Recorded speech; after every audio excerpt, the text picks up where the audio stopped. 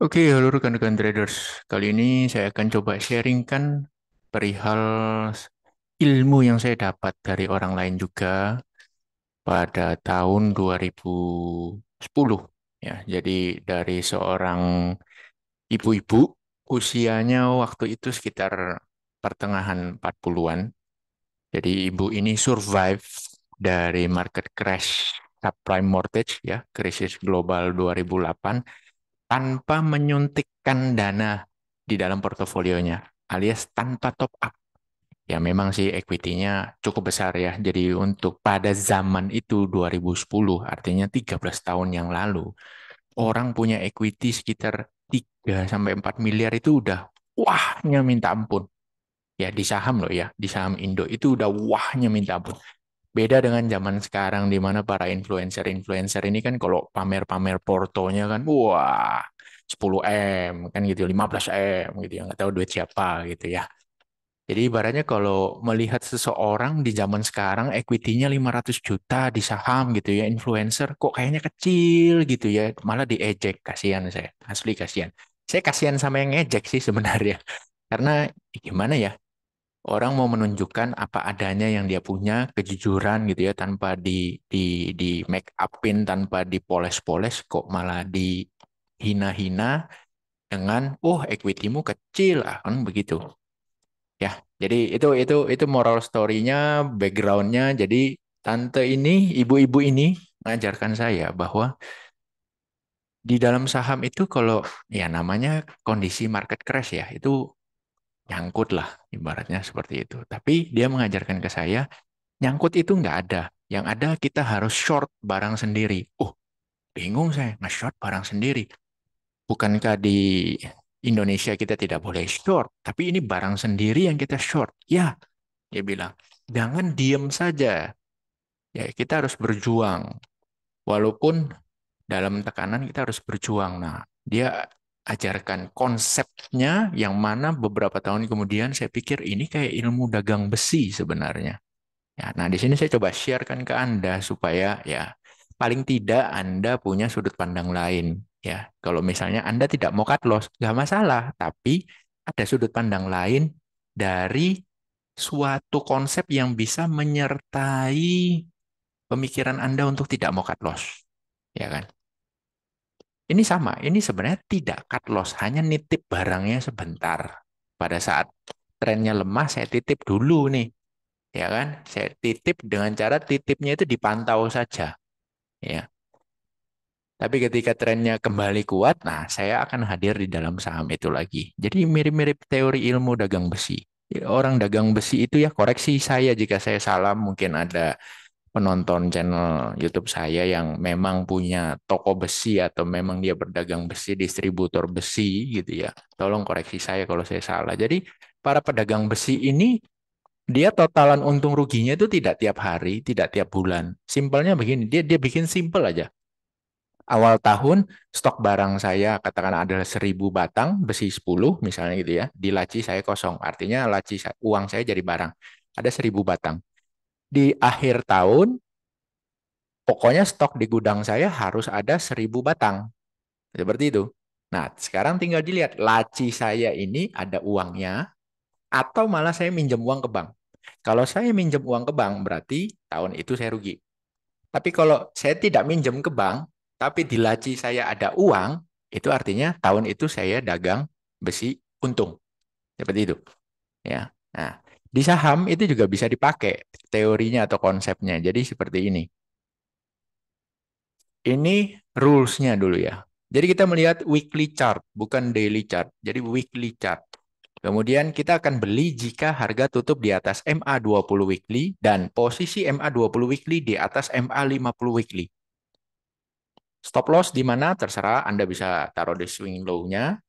Target price berapa? Dua kali risk Anda. Jadi Anda belinya di mana, stop loss-nya di harga berapa di swing low-nya. Nah, target cuannya, target price-nya adalah dua kali jarak dari harga buy ke swing low. Seperti itu. Kemudian hard stop, artinya kita akan out jika harga close di bawah MA20 weekly. Seperti itu. Jadi kita action-nya hanya di hari Jumat, bos. Karena candle-nya weekly. Seperti itu.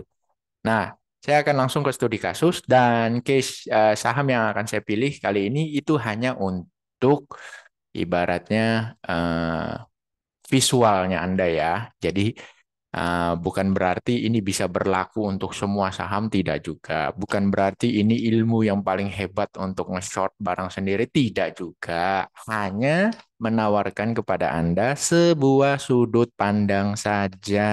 Jadi pola pikir Anda tidak terkotak-kotak hanya pada satu cara pandang seperti itu. Jadi ada opsi, ada pola pikir baru mungkin yang bisa melengkapi tradingan Anda. Jadi contoh yang saya pakai ini hanya merupakan contoh saja. Jadi jangan dibilang, oh itu kan sudah terjadi, makanya bisa gini-gini. Yes, hindsight.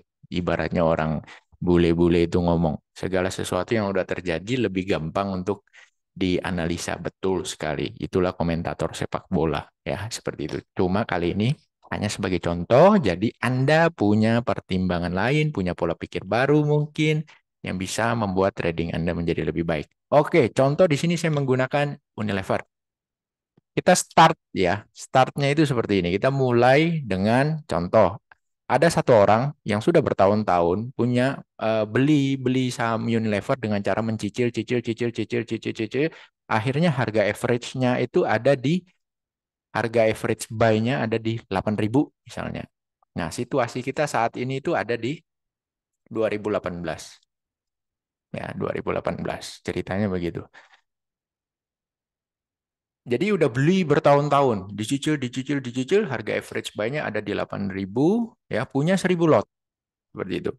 Nah, orang ini tidak melakukan cut loss. Jadi sampai dengan hari ini, itu masih di hold sahamnya. Hari ini harganya di 4.400. Jadi dia sedang mengalami floating loss sebesar 362.796.000. Floating loss. Jadi kalau dia sewaktu-waktu butuh duit, dia cut loss.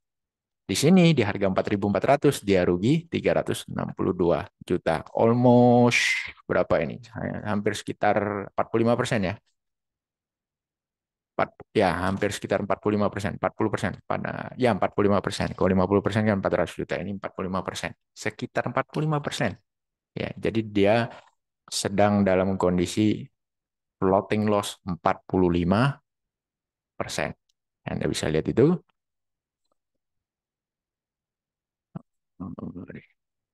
Lalu ada lagi orang berikutnya. Nah, sama nih. Dia udah bertahun-tahun buy gitu ya di harga 8.000. Dengan average 8.000 nih. Cicil, cicil, cicil, naik, beli, naik, beli, naik. Average-nya di 8.000 dan sama posisinya kita sedang berada di penghujung 2017 memasuki 2018. Ini chart weekly ya, Unilever chart weekly. Oke. Tapi bedanya orang B ini dia melakukan rule dagang besi seperti ini. Jadi yang dia lakukan adalah dia akan sell kalau harganya close di bawah EMA 20. Seperti itu. Ya. Dan hal itu terjadi pada 9 ya, 9 Maret 2018 harga close-nya di 10.110. Jadi dia melakukan cut loss seperti itu di harga 10.110. Sini kita tulis ya. 10.110 cut loss. Seperti itu. Kemudian dia akan beli lagi kalau mampu close di atas EMA 20 dan EMA 20-nya di atas EMA 50. Seperti itu. Nah, kalau seperti ini, close di atas EMA 20, Anda bisa lihat di sini EMA 20-nya warna ungu ya. EMA 20-nya warna ungu, EMA 50-nya warna biru. Anda bisa lihat keterangannya di sini sebenarnya. Oke. Nah, pada 14 September 2018 itu sebenarnya Unilever close di atas EMA 20, tapi EMA 20 weekly-nya di bawah EMA 50. Jadi dia tidak buy. Tidak buy. Dia baru akan buy kembali itu pada posisi nah di sini. Ini 9224, 9223. Minggu depannya dia baru buy ya. Close di atas EMA 20 EMA 20 dan EMA 20-nya di atas EMA 50. Anda bisa lihat di sini EMA 20-nya 9280, 50-nya 9220. Dia buy di harga 9980 ya, 9980. Kemudian bang dibanting seperti ini, close di 9100, close di bawah MA 20, so dia harus out. Oke. Out di harga 9100 artinya dia cut cut loss. Rugilah dia. Rugi 92 juta. Yang tadi masih untung nih. Ya, yang pertama kan. Yang pertama udah beli lama baru dijual di 10.110.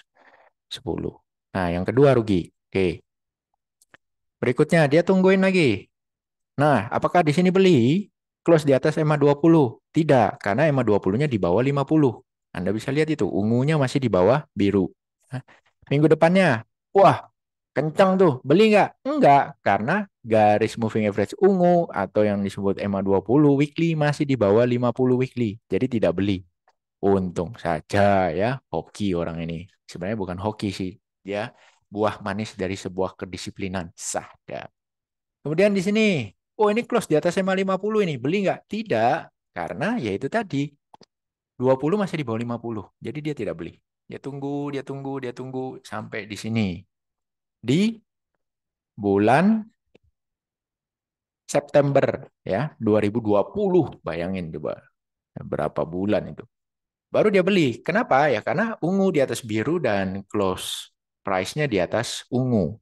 Ya, jadi dia beli di situ di harga 8.400 dia beli. Nah, di sini ya. Oke.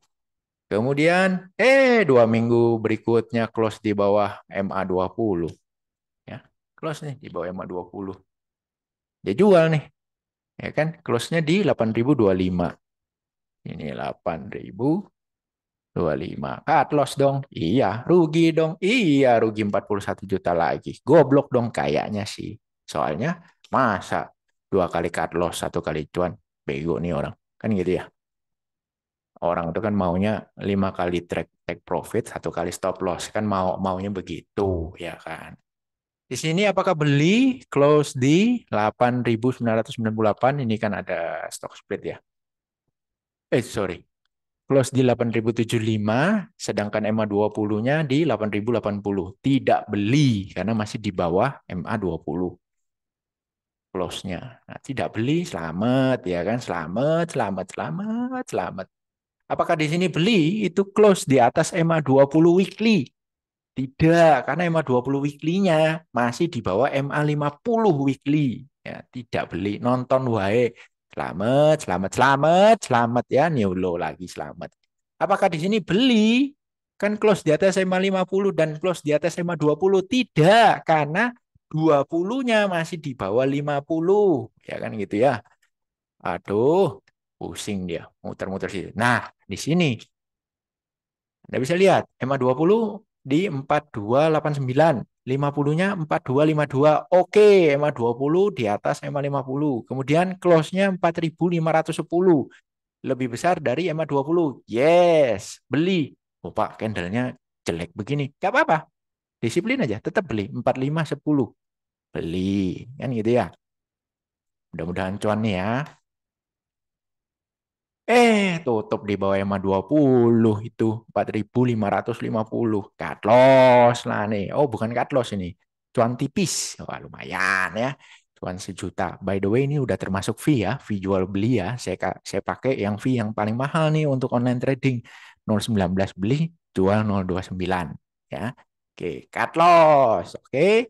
Tungguin lagi. Nah, itu close di atas EMA 20 dan EMA 20 di atas 50. Beli 4810. Beli di sini ya. Mudah-mudahan cuan kali ini. Mudah-mudahan cuan gitu kan. Weh, lumayan. Gap down. Jebret. Moncrot.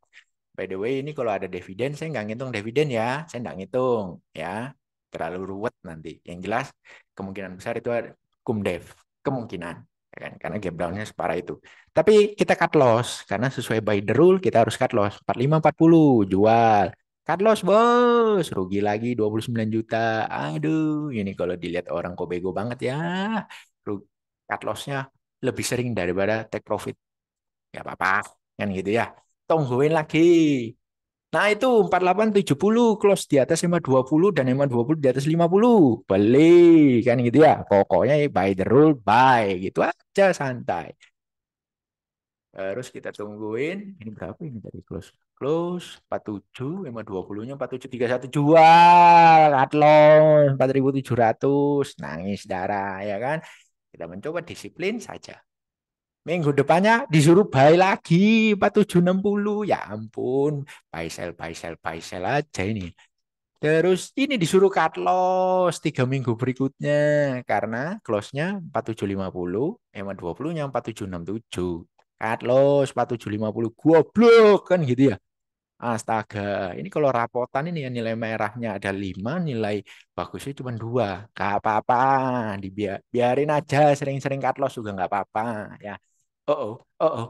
Eh, eh, what the fuck dengan ibaratnya nilai rapot, nggak urus ya. Mau biru merah nggak urus. Yang penting sekarang posisinya saya adalah saya pegang cash. Ya, saya pegang cash ya. Cashnya seberapa banyak? Simple. Ini kan modal beli 800 juta, 801.520.000 ya. Biar gampang diingat 800 juta. Terus ini kan bloklak bloklak bloklak tak tok tak tok tak tok tak tok tak tok tak tok tak tak tok endingnya cuan 22 juta. Kan begitu. Ini sudah bersih sama fee beli dan jual loh ya. Bersih ini sudah 22 juta. Artinya 800 juta ada di kantong, ditambahin 22 juta. Sekarang saya mau jadiin barang nih, totalan akhir tahun, teori dagang besi. Ya Anda tinggal beli aja 1.000 lot di harga sekarang, cuman di harga 4.400, artinya cuman butuh 440 juta. Nggak perlu sampai 800 juta kan? Nah, Anda sudah punya, dengan mengeluarkan 440 juta, Anda punya 1.000 lot, dan di laci pun masih ada duit. Paham? Ya ini bakbuk, totalannya Anda nggak punya barang nih di sini. Habis, Anda jual. Tapi Anda punya cash. Cashnya berapa? Ya 800 juta ditambah 22 juta. Artinya 823 juta. Kan gitu ya. 823 juta cash. Barang nggak ada. Bandingkan sama ini. Punya barang masih. Disayang-sayang itu 1.000 lotnya disayang-sayang. Tapi di harga 4.400 sekarang kalau dijual jebret rugi 362 juta. Duitnya sisa 430-an juta. Bandingkan sama sih yang katanya orang goblok ini karena cut loss-nya banyak. Ya kan katanya orang goblok nih cut loss-nya banyak, sering banget cut loss gitu ya. Ya kan kalau rapotannya begini kan berarti sering cut loss kan begitu. Dia nggak punya barang tapi punya uang di laci 823 juta. Mau dibelikan 1.000 lot sekarang? Bisa tinggal bayar kok 440 juta, beres. Duitnya masih ada sisa di laci. Ya. Jadi apa ya? Even you mau long term pun mungkin ya ini suatu opsi di mana Anda mau long term pun Anda harus juga melihat secara tren apakah layak untuk buy atau tidak. Kan seperti itu. Sayang loh, duit banyak-banyak terus nyangkut nggak bisa diapa-apain itu kan sayang banget. Lebih baik kan dibudidayakan, dipekerjakan ke tempat lain gitu loh ya. Daripada duduk diem manis seperti ini nggak ngapa-ngapain ya kan. Terus tiba-tiba Anda perlu duit, Anda harus jual, Anda cut loss, Anda rugi 45%. Sayang toh. Ya, jadi ya saya harap dari yang menonton video ini mungkin apakah ada yang oh iya saya baru terfikirkan. Wah, silakan komentar atau wah dari dulu saya sudah seperti itu. Wah, berarti Anda mantep ya kan? Saya ingin tahu sejak kapan Anda melakukan itu. Silakan tulis di kolom komentar. Atau ada yang bodoh amat Pak, itu mah pusing jual beli jual beli jual beli. Saya mah pokoknya anti cut loss. Silakan. Mana nih suaranya pasukan anti cut loss? Kami semua mau tahu ya kan. Apakah berani muncul enggak di kolom komentar pasukan anti cut loss kan seperti itu. Kalau memang banyak yang komen saya anti cut loss, anti cut loss, anti cut loss berarti Ya mungkin saya percaya cara saya yang salah. Yang benar adalah anti cut loss. Karena lebih banyak orang melakukan itu daripada cara yang diajarkan oleh ibu ini kepada saya. Seperti itu. Baik, terima kasih untuk menyaksikan video ini dan sampai jumpa di video berikutnya.